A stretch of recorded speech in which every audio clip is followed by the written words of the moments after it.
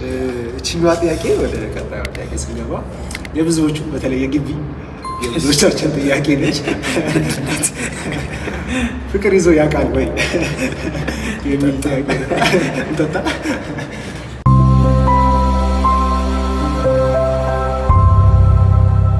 እና እቺኛዋ ጥያቄ ብዙዎች እንግዲህ ደጋግመው ጠይቀልን። ከዛ ደግሞ እስቲ ኤልያስ አሁን ላይ ምን ላይ ነው ያለው የሚለውን ምሳሌ አያይዘው። እሺ በተለይ ከእህቶች ነው ብዙ ጥያቄዎች። እሺ አሁን ለጊዜው እዚህ ላይ ባይኖርም እኮ እኮ ነው ስለተያዝኩ ብዙ አያሳስባቸው እሱን ነገር ለዚህ በዚሁ ያው እሺ።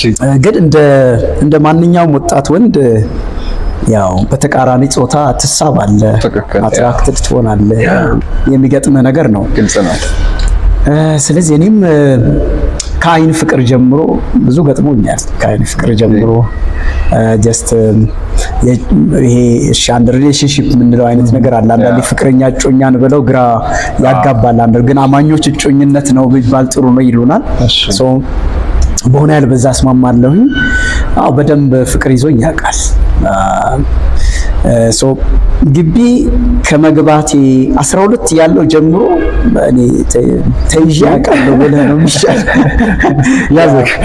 ያዘኝ እኔ አልያዝኩትም። ፍቅር አትይዘውም ይይዝሃል እንጂ። ሶ ተይዤ አውቃለሁኝ።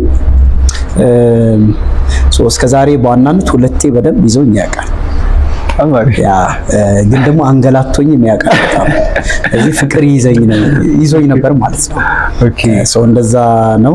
ሜቢ ትንሽ ሰፋ እንዳደርገው የሚፈልግ ነገር አለ ከዚህ አንፃር ብታብራራ። በተለይ እቺኛው ጥያቄ በጣም ሜቢ ከግቢ ተማሪ አንፃር ጥያቄ ከሆነ ግቢ ውስጥ ስገባ ወስኜ ነበር በእርግጥ። ኦኬ ግቢ በተለይ ፍሬሽ ይር ላይ ሆኜ አንድ እኛ ወስታንት እንለዋለን ከአቤኔዘር በፊት የነበረን ስታፍ ነው የኢቫሱ ስታፍ ነውና በኢቫሱ ድሮ የተጠኑ ጥናቶች ነበሩ። እንግዲህ ግቢ ውስጥ የሚጀምሩ የፍቅር ግንኙነቶች ብዙ እንደማይሰምሩ እና ከስንት አንድ ነው ሊሳካ የሚችለው። ብዙዎችን ግን በህይወት ይጎዳቸዋል፣ በትምህርት ይጎዳቸዋል፣ በመንፈሳዊ ህይወት ይጎዳቸዋል የሚል ነገር እየነገረን ስለመከረን እኔ አንዱ አስብ የነበረው ነገር ግቢ ውስጥ መጀመር የለብኝም የሚለውን ነገር እርግጠኛ ነበርኩኝ። በእርግጥም አሁን እንደው ቆሜ ሳስበው አቅሙስ ነበረኝ ወይ አሁን ከራሴ አልፎ ሌላ ሰው እንደው አብሬ ላሳልፍ የሚችልበት አቅም አልነበረኝም። ስሜቱ ነበረኝ። ፍላጎት አለ ከአንዲት ወጣት ሴት ጋር አብራ ከምትማር ጋር ወጣ ገባ ምናምን ብትል ደስ የሚል ነገር አለው። ግን አይ ቲንክ ሪሌሽንሺፕ ወይም ደግሞ ለትዳር የምታስበው አይነት ነገር ከሆነ ዝም ብሎ ደስ ብሎ ወጣ ገባ የምትልበት ህይወት ብቻ አይደለም፣ ሁሉ ነገርህን ይወስደዋል። ስለዚህ በፍቅር ህይወት የተጎዱ ሰዎች ትምህርታቸው ላይ፣ ስራቸው ላይ ምናምን ሁሉ እኮ የሚመጣው ተጽዕኖ የምታየው ቀላል ነገር ስላይደለም ዝም ብሎ ከሆነች ልጅ ጋር ማሳለፍ አይደለም፣ ወይም ከሆነ ልጅ ጋር ማሳለፍ አይደለም። ስለዚህ እኔ በጣም ሊታሰብበት ይገባል ብዬ አምናለሁ። በግቢ ቆይታ እኔ በሱ ብዙ አልተፈተንኩኝም። እንዳልኩ 12 ክፍል አካባቢ የጀመርኩት ነገር ነበር፣ ግን ኋላ ላይ አልሰመረልኝም። እኔም ብዙ መግባት አልፈለኩም ግቢ ላይ ባለኝ ህይወት።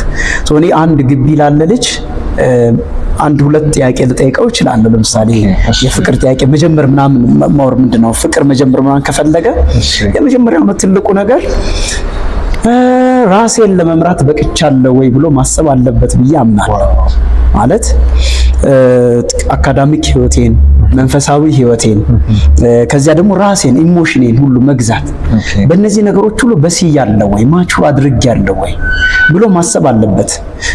እንዲያው ስሜት እግዚአብሔር የሰጠን ነው። ባይዘው ምንም ክፋት የለውም። ሰይጣንም አይደለም የሰጠን፣ እግዚአብሔር ነው የሰጠን።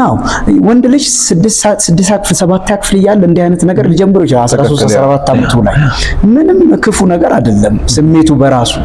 ነገር ግን ስሜቱ ስለሚሰማን ግቢ ላይ ስትገባ ደግሞ የበለጠ አደገኛ ስቴጅ ነው የሚደርሰው። ምናያቸውም ነገሮች ብዙ ነገሮች አሉ። ቤተሰብ የለም፣ ነፃ ነህ፣ ገብቷል። ከዚያ ደግሞ የሚገርምህ የምታማርጣቸው ወንድ ከሆንክ እህቶች፣ ሴት ከሆኑ ወንድሞች በጣም ብዙ አቬሌብል ደግሞ አሉ። ብዙ ነገር ቀርቦልሃል። ሁኔታው ራሱ ግባበት ነው የሚልህ። ነገር ግን ትችላለህ ወይ ነው። ራስህን መምራት ትችላለህ ወይ? ስሜትህን መምራት፣ አካዳሚክ ህይወትን፣ የትምህርት ህይወትን፣ መንፈሳዊ ህይወትን መምራት ትችላለህ ወይ? የመጀመሪያው ነገር እኔ ትልቁ እሱ ይመስለኛል። ሁለተኛው ሌላው ማነሳለት ማለት ግቢ ውስጥ ከሆናችሁ ብዙ ጊዜ የመገናኘት እድላችሁ ሰፊ ነው እና በነዛ ጊዜያት ሁሉ በንጽህና ለመቆየት አይከብድም ወይ? በንጽህና መቆየት ብቻ አይደለም፣ በዛ ማለት የሚፈጠሩ በጣም ብዙ ነገሮች ይኖራሉ። ስለዚህ እኔ ትልቁ ነገር ከራሱ ጀምሮ ይጠይቅ፣ ማቹርድ ነኝ ወይ? ስለዚህ ፊዚካሊ ሊሆን ይችላል፣ ግን ኢሞሽናሊ፣ ስፒሪቹዋሊ፣ አካዳሚካሊ ሃንድል ነገሮችን ለማድረግ ለማገናዘብ በቂ ጊዜ ላይ ነን ወይ የሚለውን እኔ ማሰብ አለብን ብዬ ነው። ግን ብጠይቀኝ ከአንዲት ሴት ጋር ወንድ ልጅ ለማሳለፍ ፊዚካሊ የበቃበት ጊዜ ነው። ግን ብዙ ጊዜ ስመለከተው ደግሞ በብዙ የሚጎዱ ልጆች አሉና እዚህ መጠንቀቅ ያለብን ይመስለኛል። ግን እኔ ደግሞ አንዳንዴ እግዚአብሔር እኮ የሚሰራው ነገር አለ። እኔ አሁን ያዩዋቸው ግቢ ጀምረው የተጋቡ ሰዎች አውቃለሁ። ግን ስንቱ ነው ብትለኝ ፌል ካረገው አንፃር በጣም ትንሽ ነው ይሄኛው ስኬቱ ማለት ነው።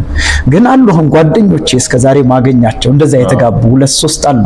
እንግዲህ ስለዚህ እኔ በግቢ ቆይታዬና ስታፍ ሆኜ ሳገለግል 3 ሰው ካየው በጣም ትንሽ ነው ማለት ነው። ብዙዎችን ታለ ከሌ ጋር ናት ምናምን ሲጀምርም ብዙ ጊዜ አስተውለ ከሆነ ግቢ ላይ የሚጀምረው እዛው ለሚኖረው ላይፍ ነው። ለምሳሌ ዶርም ይመጣል። ለምሳሌ አብሯት አሳልፎ መጥቶ ያወራል።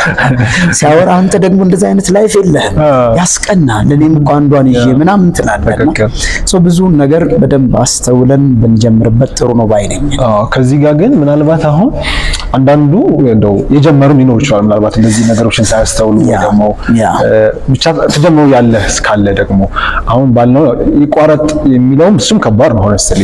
ከዛ ደግሞ ቀጥሉም ጎ ሄድ ማለትም ደግሞ እሱም ይከብዳልና ምን ትላለህ? በጣም ከባድ ጥያቄ ስለሆነ ማለት ነው። እኔ ውሳኔው ያለው ሰዎቹ ጋር ነው ብዬ ነው ማምነው፣ ግለሰቡ ጋር ነው ያለው። እኔ በትልቁ ማምነው ነገር ግለሰብ ከእግዚአብሔር ጋር ባለው ህይወት የሚወስነው ውሳኔ ነው ብዬ ነው ማምነው። ትልቁ ውሳኔ እኮ ነው በህይወት ባይዘይ ብሬክ አፕ ራሱ ካደረክ በኋላ ህይወት እኮ እንደበፊቱ አይደለም እኮ። በብዙ ነገር የተጎዳ ሰው ነው ብትሆን እኔ ምስክር ነኝ፣ ይጎዳል፣ በጣም ከባድ ነው። ስለዚህ አይደለም እሱ ብሬክ አፕ ቀርቶ ወደፊት ትዳርንም እንኳን አስበህ የምትገባበት ቢሆን ትዳር ላይ ብዙ ነገር ቢፈጠር ስንት ሰው ነው በትዳሩ ምክንያት በብዙ ነገር ተሽመድምዶ ቁጭ ነው እኮ የሚለው። ሲሪየስ ጉዳይ ነው ማለት ነው ውሳኔው። ስለዚህ አቁምም አትጀምርም አይባልም የሰው ልጅ ከእግዚአብሔር ጋር ግን መወሰን አለበት ብዬ ነው ማምነው። እኔ የጀመሩ ልጆች ምንድነው መመክራቸው መሰለ? አንዱ እኔ ሜል ሊደር ሆኜም መመክራቸው የነበረው የመጀመሪያው ነገር በጣም አብዝቶ እርስ በርስ ጊዜ ማሳለፍ እንግዲህ ከነበረኝ ቆይታ ጥሩ ተገቢ አልመሰለኝም። ለምን አብረ ባሳለፍክ ቁጥር ሰው ነህ። ሰው ከሆንክ ደግሞ አብረ በመሃል ስሜት አለ። ያንን ስሜት ደግሞ እንድታስተናግደው ውስጥ ይጎተጉታል። ያንን ፈተና ለመቋቋም የሚገናኙበትን ፍሪኩዌንሲ መቀነስ ቢችሉ ይሄ አንድ ማስበው እሱ ነው። ሁለተኛው ደግሞ የሚገናኙበትን ቦታ መምረጥ ቢችሉ በደንብ ግልጽ የሆነ ቦታ ቢሆን በጣም ጥሩ ነው። ከዛ ደግሞ ብዙ ጊዜ አሁን አለ ጥሩ ያልሆነ እይታዎች ፌሎሺፕ ውስጥ ማሰናከያ የሚሆኑ ሰዎች አሉ። ነገሩን ግልጽ እናድርገው ብለው ደግሞ በማይሆን መልኩ የሚያሳዩ። ስለዚህ ወንድምና እህታችንን በማያሰናክል መልኩ እነዚህ አይነት ነገሮችን ብንመራ፣ ከዚያ ደግሞ ግባችንን የምር ትዳር ላይ ማድረግ ብንችል እኔ አይቻለሁ እንዳልኩ 2-3 ልጆች እንደዛ የተሳካላቸው። ግን ያደረጉት አንዱ በጣም ፍሪኩዌንሲ ይቀንሳሉ፣ የመገናኘት ፍሪኩዌንሲ። ሌላኛው ሲገናኙ ቦታ ይመርጣሉ፣ በጣም ግልጽ የሆነ ቦታ ይመርጣሉ። ለምን ድብቅ ቦታ ሲሆን ራሳቸውን ለፈተና እንዳያጋልጡ። ሌላኛው የሚያደርጉት ግን አላማቸው ግባቸው ለውስጥ ትዳርን መሰረት ያደረገ ነው፣ ንጽህናን ፎከስ ያደረገ ነው። ስለዚህ በእንደዛ አይነት ሁኔታ እግዚአብሔር የባረከላቸው ጥምረት ከሆነ እንዲዘልቅ ማገዝ ይችላሉ ብዬ አስባለሁ። ነገር ግን የማይሆን ነገሮች እያዩ ግን ያልሆነ መስመር እየሄደ እንደሆነ እያወቁ ግን እንደው አንዴው ገብቼበታለሁና ምን ላድርግ ብሎ መቃጠልና መንደድ ተገቢ አይመስለኝም። ሰዎች ራሳቸው አስበው ህይወታቸው ላይ ከእግዚአብሔር ጋር ተማክረው መወሰን አለባቸው ብዬ ነው ማምነው። ቆም ብሎ ደጋግሞ ወደም ያስቡበት ትልቅ ኢሹ ነው። በጣም አሪፍ። እሺ ከዚህኛው ሐሳብ ደግሞ ትንሽ ወጣ እንበልና አንድ ጥያቄ እንጠይቅ። ኢየሱስ ላንተ ምንድን ነው? አይ ቲንክ ከባድ ጥያቄ ሊሆን ይችላል፣ ግን ኢየሱስ ላንተ ምንድን ነው? ኢየሱስ እሺ ብዙ ጊዜ የምጠቀማት አገላለጽ አለኝ። ሜቢ ኢየሱስ ለኔ ብዬ ማስበው መሆን ያልቻልኩትን አድርጎኛል። ከዚያ ደግሞ እንድሆነው ማስችሎኛል። አዳኜና ጌታዬ ነው ብዬ አምናለሁ። ምንድነው ለምሳሌ መሆን ያልቻልኩትን እንደሆነ ያደረገኝ ምንድነው ካልከኝ፣ እኔ ከእግዚአብሔር ጋር ጤነኛ ህብረት ያለኝ ሰው መሆን አልችልም ነበር። ከእግዚአብሔር ጋር መታረቅ የምችል ሰው አልነበርኩም። ከእግዚአብሔር ጋር ቀጥተኛ ህብረት ማድረግ ማልችል ሰው ነበርኩኝ። ስለዚህ ከእግዚአብሔር መንገዴ ያፈነገጠ የተሳሳተ ህይወትን መመራ የአዳም ልጅ ነበርኩኝ ማለት ነው። እዚህ ከፈቃዱ ወጥቼ ምሮጥ አይነት ሰው ነው የነበርኩት። ስለዚህ ኢየሱስ ምንድነው ካልከኝ፣ ጌታዬና ዳኜ ነው። ምን ያደረገልህ ካልከኝ፣ የመጀመሪያው ነገር ከእግዚአብሔር ጋር ደህና ህብረት እንዲኖረኝ፣ ጤነኛ ህብረት እንዲኖረኝ፣ ልጁ እንደሆን፣ የእግዚአብሔር ቤተሰብ እንደሆን አድርጎኛል። ስለዚህ መሆን የማልችለውን አድርጎኛል።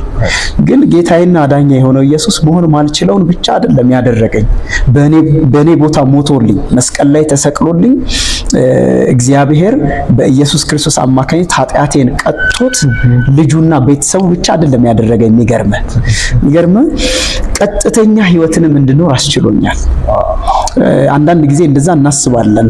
እግዚአብሔር ጸድቃችኋል ይለናል እንላለን። ልክ ነው፣ እግዚአብሔር ጸድቃችኋል ብሎናል።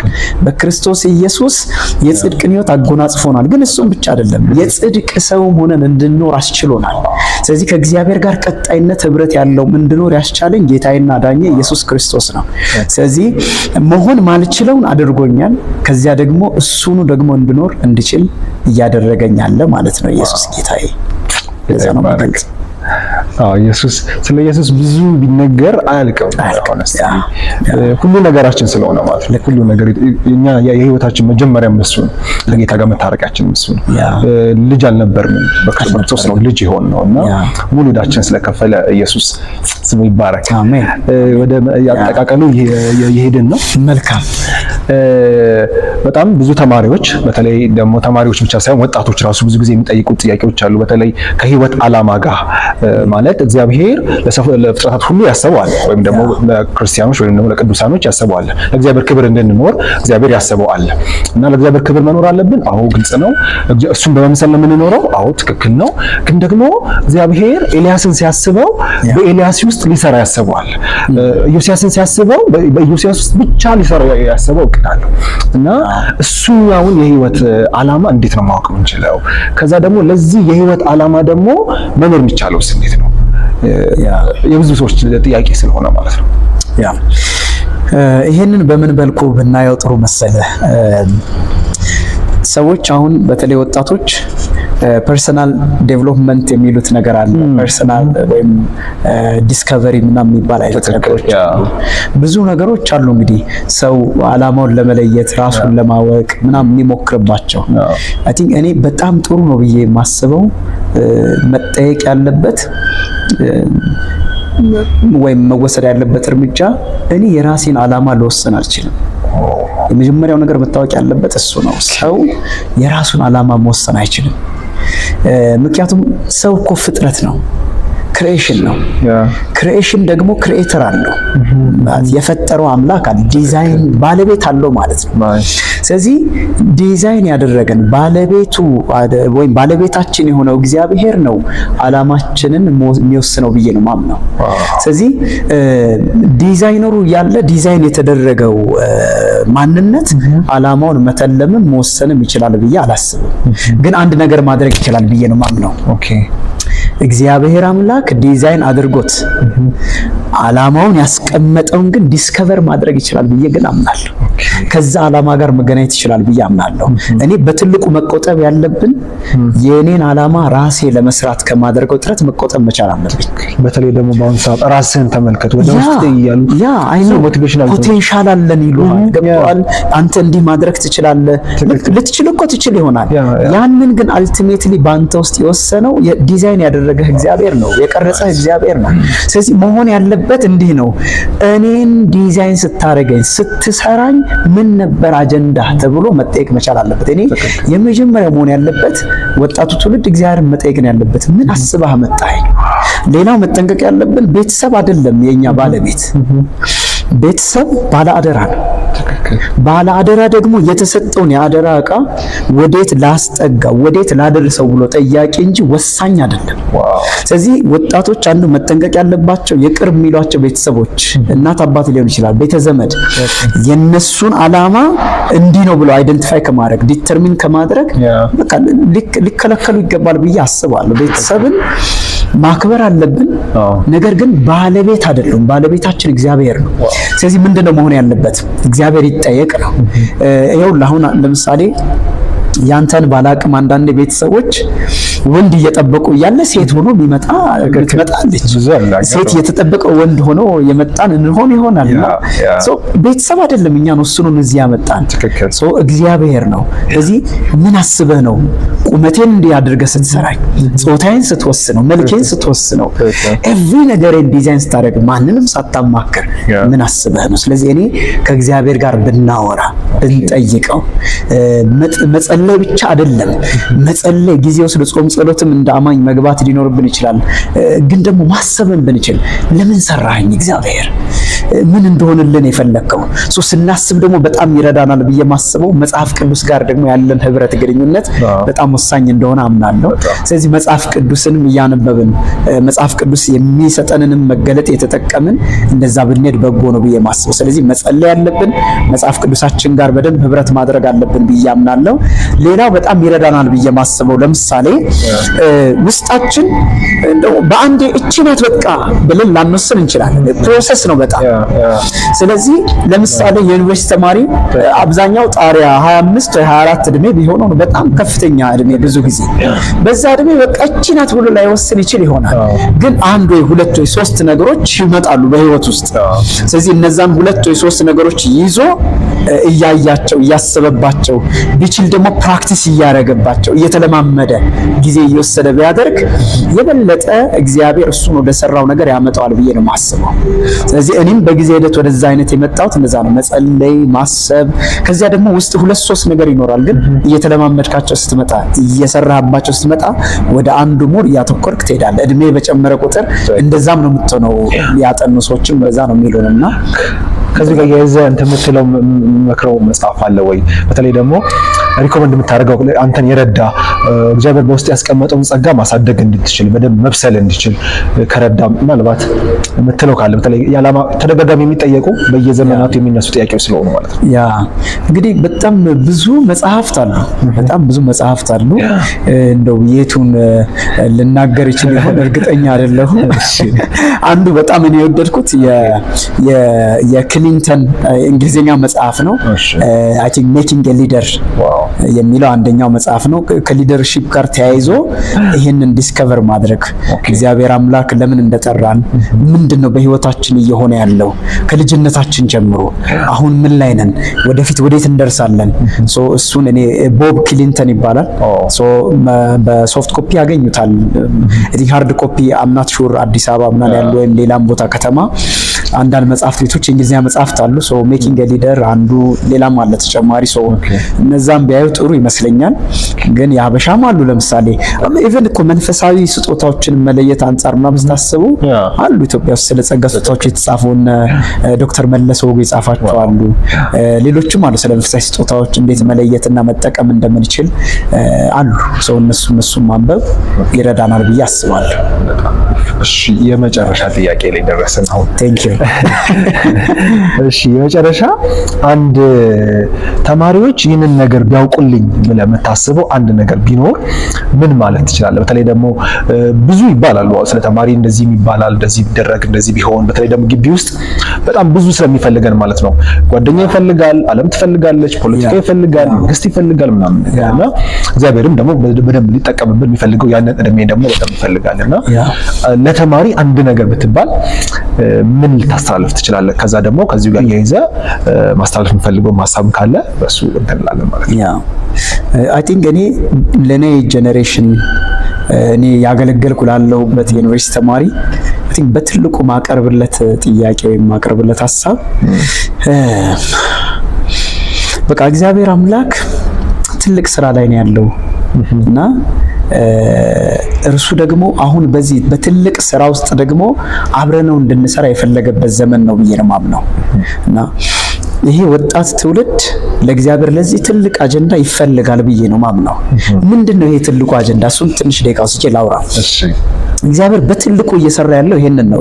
ከዘፍጥረት ጀምሮ እግዚአብሔር ኢንፋክት እየሰራ ያለው ለሱ ከመገዛት አፈንግጣ የወጣች ዓለምን ከመስመሩ ስታ የወጣች ዓለምን ወደ ራሱ መልሶ የማምጣት ፍጥረቱ በሙሉ ከክብሩ ጋር እንዲቀዳጅ ከክብር የጎደለው ፍጥረት ወደ ክብሩ እንዲመለስ የእግዚአብሔር ጥልቅ ናፍቆት ነው። ከዘፍጥረት ጀምሮ እስከ ራእይ ድረስ በመጽሐፍ ቅዱስ እየሰራ ያለው ይሄንን ነው። ስለዚህ ዓለም ከመስመሩ ከእግዚአብሔር ሐሳብና መስመር ስታ ወጣ እየሄደች ያለች ዓለምን ወደ እግዚአብሔር ሐሳብ ወደ እግዚአብሔር መስመር ወደ ክብሩ የመመለስ ትልቅ አጀንዳ እግዚአብሔር ይዞ ከዘፍጥረት ጀምሮ እየሰራ ነው ያለው። እነ አብርሃምን ተጠቅሟል፣ እነ ዳዊትን ተጠቅሟል፣ ነቢያትን ተጠቅሟል። እግዚአብሔር ኢቭን አንድያ ልጁን ኢየሱስ ክርስቶስን ይሄን ትልቁን አጀንዳውን ክላይማክስ ላይ እንዲያደርስ አምጥቶታል። በሰው ልጅ ታሪክ ውስጥ እግዚአብሔር በሰዎች መካከል አደረ። ኢየሱስ ክርስቶስ መጣ። ምን ነበር የኢየሱስ ናፍቆት? ከመስመር ስታ ሄደች ያለችን ዓለም ወደ እግዚአብሔር ሐሳብ የመመለስ። ይገርማል። አሁን ያለው አማኝ አሁን ያለው ወጣትም ለዚህ ለከበረ ጥሪ እንደተጋበዘ አምናለሁ። አዎ በክርስቶስ ኢየሱስ አምነን ጸድቀናል። የእግዚአብሔር ልጆች ሆነናል። ከእግዚአብሔር ጋር ቀጥተኛ ህብረት፣ ጤነኛ ህብረት ያላቸው ሰዎች ሆነናል። ነገር ግን አንዱ በጣም ማሰብ ያለብን ነገር ይሄው ለአንዳንዴ ከምን ዳንን የሚለው በጣም ይወራል። ከሞት ዳንን፣ ከሲኦል ዳንን፣ ልክ ነው። ከኃጢአት ዳንን፣ ከብዙ ጉስቁልና ተርፈናል፣ ድነናል፣ ልክ ነው። ግን እኔ ከአንዳንድ መጽሐፍ ቅዱስን ከሚማሩ ሰዎች ጋር መስማማው አንዳንድ ጊዜ ከምን ዳንን ብቻ ሳይሆን ትልቁ ነገር ለምን ዳንን የሚለውም ትልቅ ነገር ነው ብዬ አስባለሁ። ስለዚህ እግዚአብሔር ከምን አዳነን ብቻ ሳይሆን በጣም መወደስ ያለበት ለምን አዳነን። ያዳነን እኮ ከሱ ጋር ደህነኛ ህብረት ያላቸው ቀጥተኛ ህብረት ያላቸው የተፈወስን ሰዎች ሆነን ዓለምን ለመፈወስ ነው። የተባረክን ሰዎች ሆነን ዓለምን ለመባረክ ነው። የሳትን ሰዎች ነበርን፣ ወደ እግዚአብሔር መስመር ገብተን ዓለምን ወደ መስመር ለማምጣት ነው።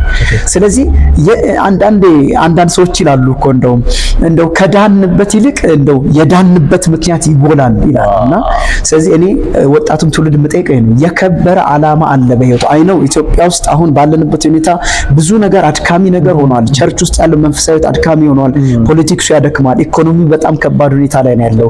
ማህበራዊ ህይወታችን አደገኛ ነገር ውስጥ ገብቷል። ግን እኔ አንድ ነገር ለወጣቱ ማስተላለፈው እግዚአብሔር አምላክ ለከበረ አጀንዳው ለይቶናል። ዓለምን ወደ መስመሩ እንድናስገባለት እኛ ወደ ዓለም ልንማረክ ሳይሆን ዓለምን ከሳተችበት አምጥተን አብረን ከእግዚአብሔር ጋር ልንደሰት አብረን ነው ልንሰቅ። ስለዚህ ወጣቱ ትውልድ ከዚህ አጀንዳ ጋር በቃ ላይፉን ማስተሳሰር ቢችል የኔ ህይወት የከበረ የእግዚአብሔር ዓላማ ውስጥ ቦታ አለው ለካ እንዲል አንዳንድ በትምህርት ሳይሳካለ ሲቀር በቤተሰብ ጉዳይ ችግር ሲገጥም በግል ህይወት ያልጠበቃቸው ነገር ሲገጥም በቃ ህይወት ከዚህ በኋላ ምን ትርጉም አለው ትላለህ። ኖ እግዚአብሔር እኮ አሁን አይደለም ያን ዓለም ሳይፈጠር እኛን ማዳኑ ብቻ ሳይሆን አድኖን ደግሞ የከበረ አጀንዳ ውስጥ ከቶናል። ስለዚህ አሁን የኔ ህይወት ጀስት በኤልያስ ህልምና ዓላማ ላይ የተመሰረተ አይደለም።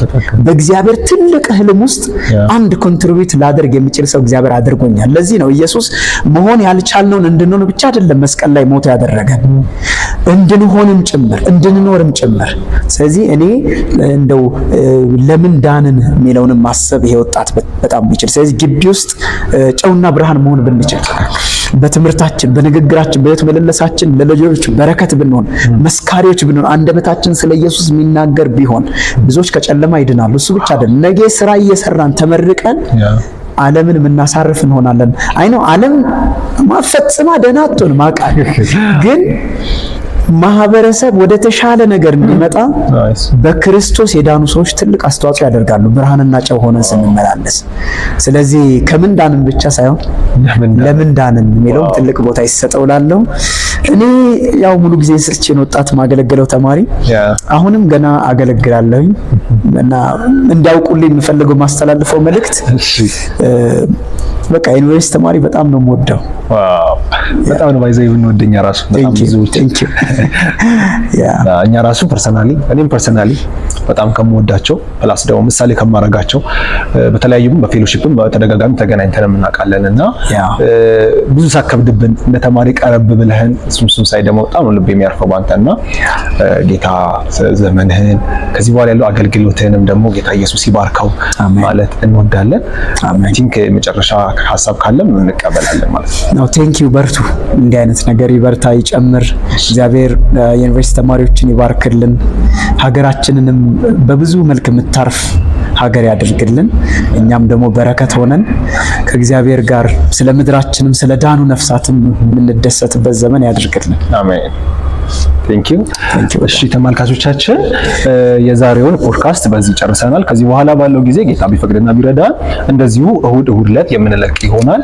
ዛሬ ከኤልያስ ጋር የነበረን ቆይታ እንደዚህ ይመስላል። በቀጣይ ጊዜ ደግሞ አዲስ እንግዳ ይዘላችሁ እንቀርባለን እና ይሄ የአርሲ ዩኒቨርሲቲ ፌሎሺፕ የዩቲዩብ ቻናል ነው። ስለዚህ ሰብስክራይብ እንድታደርጉ እናበረታታችኋለን። ከዛ ደግሞ የደወል ምልክቷን ብትጫኗት የተሻለ ነው። ያው ኖቲፊኬሽን ሲገባላችሁ በየጊዜው አፕሎድ ስናደርግ እንዲገባላችሁ እንትላለን። ጌታ ኢየሱስ ዘመናችን ይባርክ። ተባረኩልን።